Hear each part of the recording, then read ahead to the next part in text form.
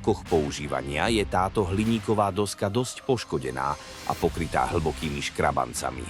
Pomocou satinovacej brúsky a našich valcov Rhodius V2TVK a V2TV ju chceme znovu satinovať a zakryť hlboké škrabance.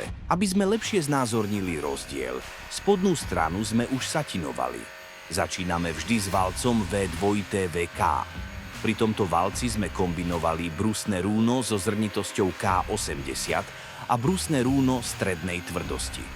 Vďaka svojej otvorenej štruktúre sa nezanáša tak rýchlo, čo je výhodou pri opracovávaní mastného hliníka.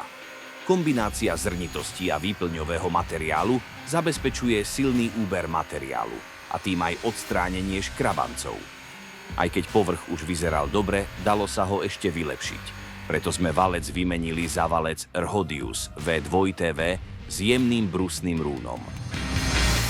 Výmena je rýchla. Uvoľnite poistnú skrutku, odstráňte nástroj, nasaďte nový nástroj na hriadeľ a dajte pozor, aby nevypadla podložka. Utiahnite poistnú skrutku, skontrolujte otáčky. 2700 otáčok za minútu. Hotovo!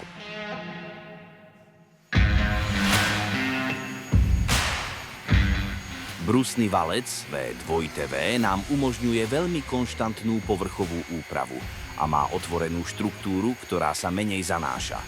Takto môžeme hliník ďalej satinovať ľahkými pohybmi dopredu a dozadu.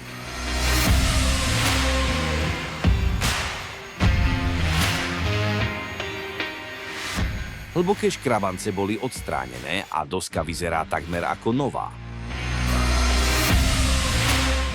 Vďaka za lajkovanie a zdieľanie. Predplaťte si náš kanál, aby ste nezmeškali ďalšie videá.